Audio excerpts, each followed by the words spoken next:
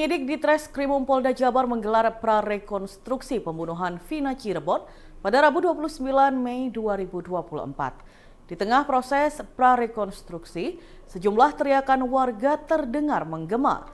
Mereka menyebut bahwa Peggy Setiawan tidak bersalah.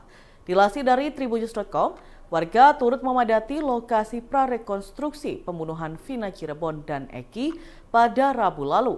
Mereka berulang kali meneriakkan kata-kata tidak bersalah terhadap tersangka yang baru-baru ini ditangkap, yakni Peggy Setiawan, 27 tahun. Teriakan itu terdengar sejak awal prarekonstruksi dilaksanakan di Jalan Perjuangan, tepatnya di depan SMPN 11 Cirebon hingga di Jembatan Talun, Kabupaten Cirebon. Dua lokasi tersebut menjadi saksi bisu peristiwa tragis tahun 2016, di mana Vina dan Eki meninggal dunia akibat penganiayaan oleh sekelompok geng motor. Vina bahkan sempat diruda paksa secara bergiliran di lahan kosong di sebuah gang seberang SMPN 11 Cirebon. Sorakan Peggy tidak bersalah semakin menguat ketika salah satu kuasa hukum Peggy, Tony RM, mempertanyakan kesalahan Peggy kepada warga yang hadir. Secara kompak, warga menjawab bahwa Peggy tidak bersalah. Kelompok Houthi Yaman kembali beraksi pada Rabu 29 Mei 2024 lalu. Mereka menembakkan setidaknya 6 serangan dengan memakai rudal Ghadr Iran ke kapal-kapal yang terafiliasi dengan Israel. Akibat serangan tersebut, kapal tanker Lex milik Yunani bocor dan nyaris tenggelam di Laut Merah. Dilansir dari tribunnews.com, hal itu telah dikonfirmasi oleh juru bicara militer Ansarullah Houthi, Yahya Sari, pada Rabu lalu. Menurut Yahya Sari, Houthi kembali menyerang kapal-kapal yang dianggap terafiliasi dengan Israel di Laut Merah, Laut Mediterania, dan Samudra Hindia. Terbaru, Houthi melakukan 6 operasi militer, di mana 3 diantaranya dilakukan di Laut Merah. Adapun 2 rudal diantaranya diklaim mengenai kapal tanker Lex milik Yunani. Menurut Pusat Operasi Perdagangan Maritim Inggris, rudal pertama mengenai kapal tersebut dilepas pantai kota pelabuhan Hodeida di Laut Merah Selatan. Akibatnya, kapal berbendera Kepulauan Marshall itu bocor dan kemasukan air di bagian ruang kargo. Sementara rudal kedua terjadi di dekat Mocha di Bab el Mandeb dan menyebabkan kerusakan. Meski demikian, seluruh awak kapal dilaporkan selamat.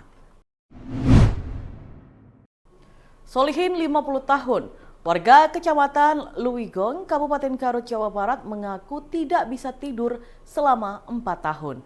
Kondisi ini menjadi perhatian publik hingga Dinas Kesehatan atau Dinkes Kabupaten Garut. Solihin mengaku selama 4 tahun tidak bisa tidur nyenyak.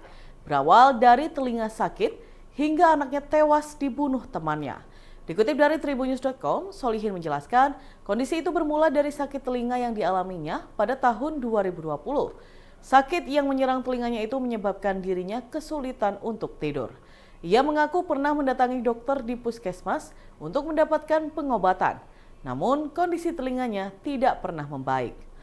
Setelah beberapa kali diperiksa, dokter memberikan berbagai obat untuk menyembuhkannya. Namun usaha itu masih belum membuahkan hasil. Kondisi Solihin tidak membaik. Menurutnya, dokter juga sempat memberikan obat tidur kepadanya, namun tidak manjur. Dinkes Garut melalui Sekretaris Dinas Kesehatan Yodi Sirojudin menjelaskan kondisi Solihin yang mengaku tidak bisa tidur selama 4 tahun.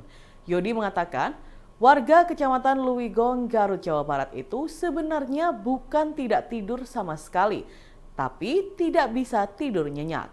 Menurut Yodi, hasil pemeriksaan dokter tim puskesmas menunjukkan bahwa gangguan tidur Solihin disebabkan oleh beberapa faktor, seperti gangguan yang membuat telinganya berdengung dan mengganggu tidurnya. Seekor monyet liar masuk ke dalam kelas di MI Wali Songo, Desa Belahan Rejo, Kecamatan Kedamaian, Kabupaten Gresik, Jawa Timur, pada Rabu 29 Mei 2024. Petugas kebersihan sekolah melihat monyet tersebut sekitar pukul 6 pagi di dalam ruangan kantor guru di Sekolah Lembaga Pendidikan Islam Wali Songo itu. Ini merupakan kali kedua monyet tersebut masuk ke dalam area sekolah. Petugas kebersihan sekolah melapor kepada Dian selaku guru. Ia khawatir monyet tersebut akan melukai siswa secara langsung. Pihak sekolah pun menghubungi Dinas Pemadam Kebakaran dan Penyelamatan Kabupaten Gresik untuk mengevakuasi monyet tersebut. Kepala Damkarla Kabupaten Gresik, Suyono, menyebutkan pasukan dibantu warga menggunakan jaring untuk mengevakuasi.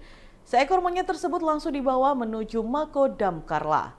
Monyet itu kemudian diserahkan kepada Balai Besar Konservasi Sumber Daya Alam atau BKSDA Jawa Timur. Kepala Sekolah MI Wali Songo Gresik, Ulfa, menyampaikan rasa terima kasihnya. Pasalnya, monyet yang tiba-tiba masuk ke area lingkungan sekolah tersebut berhasil ditangkap. Dalam Tribunus berikut kita simak bersama wawancara dengan Kepala Sekolah MI Wali Songo Gresik, Ulfa. Terima kasih kepada Gresik dan pemadam kebakaran atas penyelesaian masalah monyet yang ada di Yayasan Wali Songo atau MI Wali Songo dan sudah tertangkap dalam waktu yang 3 hari ini. Saya juga mengucapkan dari kepala sekolah mengucapkan banyak terima kasih atas kerjasamanya. Terima kasih. Wassalamualaikum warahmatullahi wabarakatuh. Rumah sederhana dengan tembok kayu dan beralaskan lantai semen menjadi tempat tinggal Alfi Aska 3 tahun di Dusun Tulung, Kecamatan Saradan, Kabupaten Madiun. Putra kedua dari pasangan suami istri Sri Susanti, 36 tahun, dan Jayus, 43 tahun selaku buruh tani tersebut, sejatinya bermain dan beraktivitas seperti banyak anak pada umumnya. Kedua pasutri itu harus menghadapi kenyataan lantaran buah hatinya mengidap penyakit langka, yakni epidermolysis bullosa. Akibat penyakit tersebut, sekujur kulit Aska melepuh parah. Sri Susanti menuturkan kondisi ini terjadi setelah proses melahirkan pada Oktober 2020 lalu. Sri menambahkan, jika anaknya harus diinkubator selama 2 minggu. Kemudian sang buah hati tiba-tiba mengeluarkan bau anyir pada Kamis 30 Mei 2024. Selain melepuh dan bernanah, Aska merasakan gatal-gatal dan panas pada kulitnya. Di hadapan kondisi tersebut, ia hanya bisa menangis lantaran tak bisa menahan rasa sakit. Sang ibu menyampaikan bahwa anaknya selalu merengek saat badannya terasa gatal. Kulitnya tidak boleh terpapar sinar matahari dan pasir. Sri menambahkan kembali jika anaknya tidak boleh makan sembarangan. Dirinya mengaku jika rutin kontrol 2 minggu sekali di RSUD Sudono, Madiun. Ibunya menuturkan obat yang diberikan dalam bentuk salep kulit dan air infus. Agar gatal-gatal dan panas di kulit sang anak terkendali, maka ia harus kontrol rutin. Kepala Dusun Tulung, Aprilia Fitriana, menambahkan, Aska beserta kedua orang tuanya sudah tercatat sebagai penerima BLT dan PKH. Dan Tribuners, berikut kita saksikan wawancara dengan Sri Susanti selaku ibunda balita dan Aprilia Fitriana selaku kepala Dusun Tulung. Bu, ini gejala awalnya adik ini dulu awalnya ceritanya gimana? Itu lahir itu keluar waktu lahir pertama itu keluar apa tuh kayak putih-putih kayak kelenjar gajih gitu di seluruh tubuh. Gitu. Terus apa tuh? Terus di inkubator di rumah sakit itu selama kurang lebih ya 2 mingguan lah. Baru diambil anaknya kan. Saya udah pulang duluan anaknya di sana.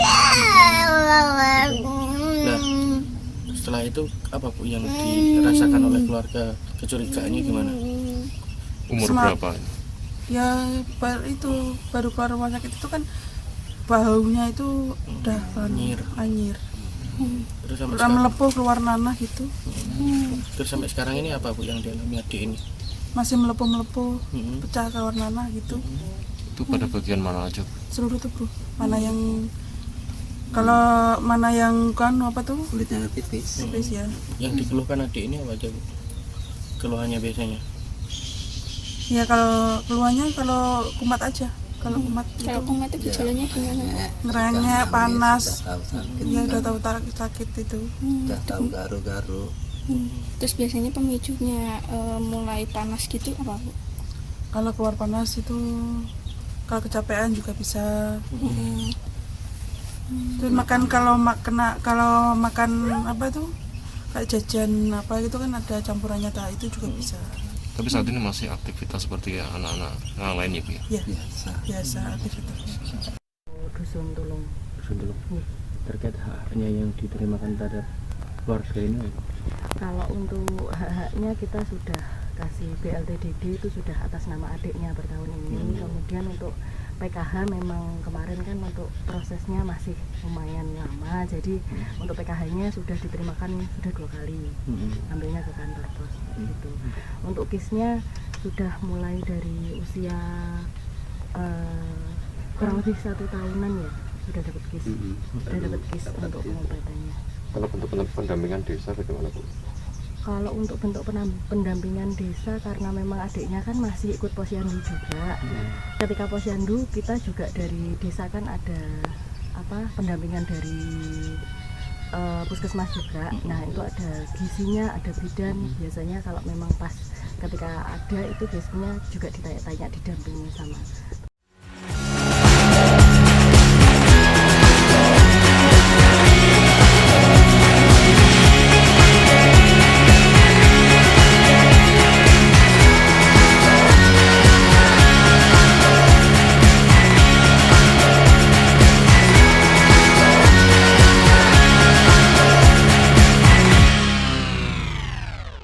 Download Tribun X sekarang, menghadirkan lokal menjadi Indonesia.